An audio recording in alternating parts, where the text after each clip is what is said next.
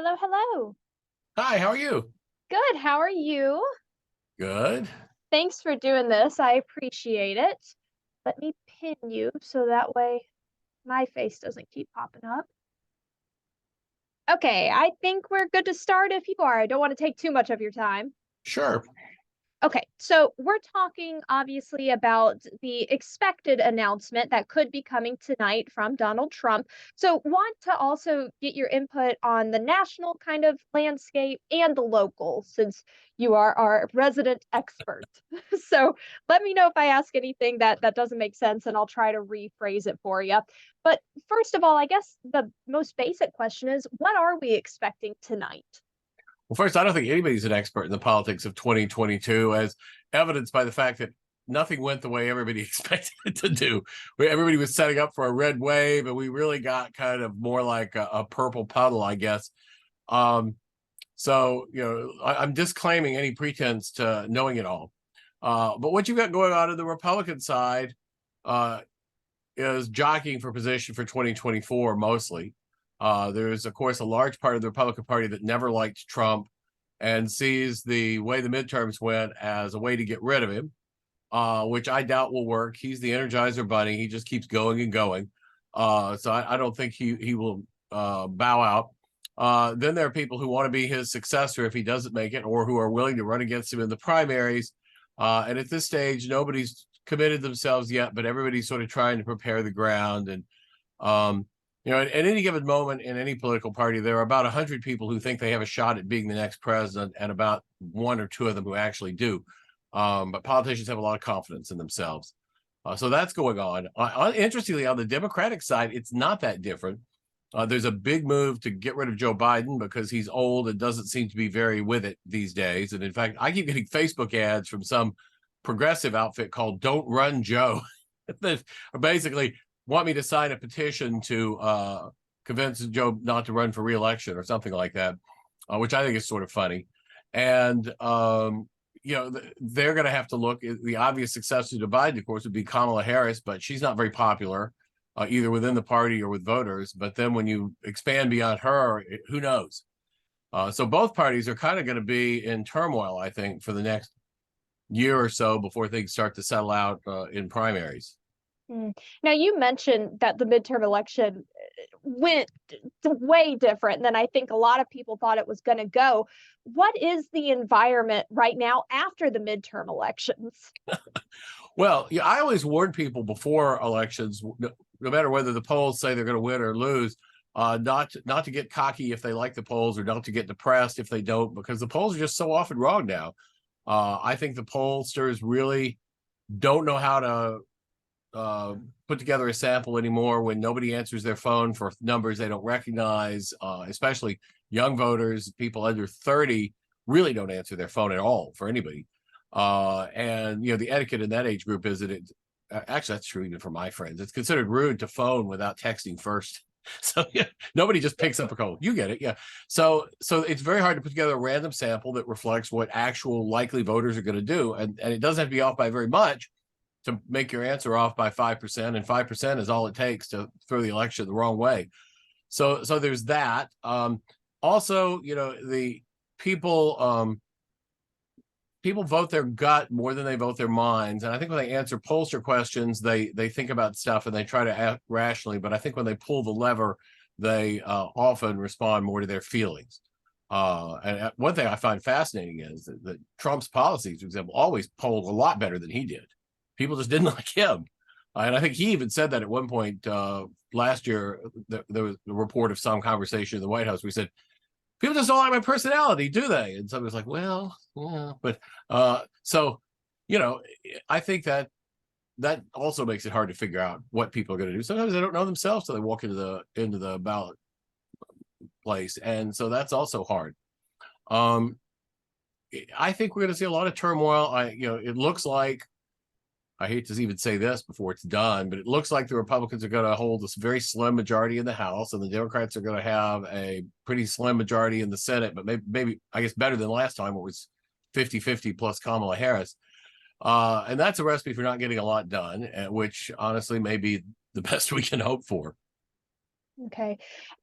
we've seen, at least on the national level, and correct me if I'm wrong here, but we've seen people who used to be very strong Trump supporters start to kind of distance and back away a little bit. Why are we seeing that? Well, a couple of reasons. First of all, he's been there. A lot of people would have rather seen him reelected in 2020, but now they're like, if he runs in 2024, he's going to be pretty old himself, and he doesn't seem to be slowing down that much like Biden has, but that he may be in a couple of years.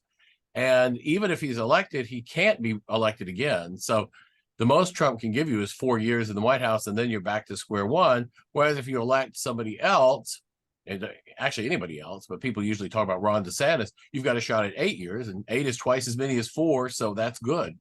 I think there's some people who kind of like the idea of Trump pulling a Grover Cleveland, where you get kicked out and then you come back 4 years later. But while that I'm sure it'd be very satisfying to Trump, I think for a lot of Republicans, they want somebody who can carry the standard farther and harder. And I know Winsome Sears, who's the lieutenant governor of Virginia, kind of said that. She said, "Look, I'm a Marine. We're trained to think about the mission, not about the people. And I don't think Trump's the guy for the mission now." And you're starting to see more people feel that way. And frankly, him coming out of the box after the election, attacking fellow Republicans like Glenn Youngkin or Ron DeSantis, really turned a lot of people off, because those are people who've been very successful governors, very good for the party, and he's attacking them basically just out of ego.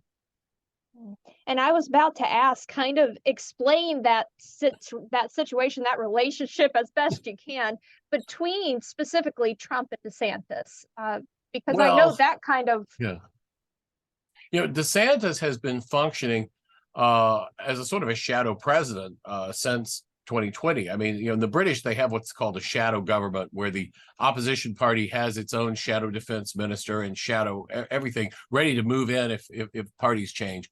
And in a way, Ron DeSantis has sort of been like the shadow president. He's been running a state, one of the biggest states in the country. He ran it. He did COVID. He's done well with his economy. He's done a lot of executive stuff. And part of that, of course, is to contrast how he's done with how Democrats have done in other states or in the White House. But I think Trump also feels it's a contrast to him. And DeSantis is sort of crystallized as the most likely nominee other than Trump. So Trump is, doing what politicians do. He's trying to take him out early. But I think it backfired on him. I think that, what Sun Tzu in The Art of War, it says, attack your enemy where he is weak and you are strong. And coming off a big election when he won a colossal victory and turned Florida red, DeSantis was not weak, and it was a bad time to attack him. Now, does Biden, or not Biden, Pence, does he play into this anywhere? Has his name popped up very much? Mike Pence is a good guy. I had a little exposure to some of the stuff he did with the Space Council when he was vice president, where he didn't get much attention. He actually did a terrific job. But he's just really boring. I mean, he's just a really boring guy. That's not necessarily bad, but unless the electorate decides what they want is just a really boring guy with white hair, I don't see him getting anywhere. Yeah, maybe that's what they'll want. But that's not, I just don't see it. I just don't think he has the charisma to pull that off. Well, let me ask this. Say, and of course, this is all speculation, but say the Republicans ended up backing DeSantis and that was their guy. How would Trump possibly run? How would that work? Well, the nightmare scenario for Republicans is that he'd pull a Teddy Roosevelt, because that's what Teddy Roosevelt did. He decided to run for president again. They nominated somebody else, and he ran as an independent under his Bull Moose party, and that just wound up splitting the vote and putting Woodrow Wilson in the White House, which was not something anybody wanted. And I think Trump is a lot like Teddy Roosevelt. I mean, Teddy's daughter said he was the bride at every wedding and the corpse at every funeral. He had to be the center of attention and everything. Trump is that way. And while he was a very formidable guy, he had a big ego too, and it didn't work out well. And I could easily see Trump doing that and trying a third party run and believing, like Teddy Roosevelt did, that he could pull it off. But I doubt it. Gotcha. Okay, now I'm going to kind of move to a local level. And so if you don't feel like you have enough information or insight, you just tell me and we'll move on. But, we mentioned how nationally we're seeing more Republicans maybe start to back off from Trump and maybe lean more toward DeSantis. Are we seeing that locally here in Knox County, would you say, or even East Tennessee? Among politicians, I can't think of anybody around here who's really said anything publicly about that. So I don't know. Among ordinary voters, I hear a fair number of people around here who are, have been big Trump supporters saying they think that DeSantis is the way to go in the future. Okay, okay, that's good enough. That's fine on me. Um, let me see here. We covered quite a bit right there, and I think we got it. I had more questions, but then you started answering other questions, so I didn't have to ask them. Oh, I hope Um, that's good. yeah, that is good. That just saved us some time here. Let me make sure we didn't miss anything. I'm out of TV practice, so I'm tending to answer like a professor, not like a talking head. I Oh, that's have to fine. chew my brain to answer in sound bites. No, you're fine. I'd much rather have the professor answer than the people that have to stop and go 3, 2, 1, and then say something.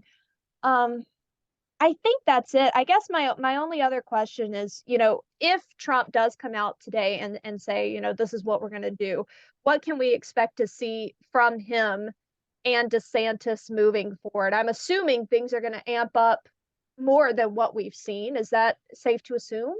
I think that's right. It'll probably be a little bit of a lull before January. I doubt a whole lot will happen during the holidays, although I could be wrong. I mean, I would not be shocked to see Trump start barnstorming the country with rallies. That's kind of one of his signature moves, and he can turn out a crowd anywhere still. So that, go where you're strong, that would be something that I would expect him to do. And DeSantis, I think, is going to stay governor of Florida, at least for a while longer, before he starts turning into a presidential candidate. Gotcha. Okay. I think that's all I have. Was there anything else? You're the expert that you think would be good for our people to know? Just that I think it's sort of, I'll start. I think it's sort of unfortunate that we pay so much attention to presidential politics all the time.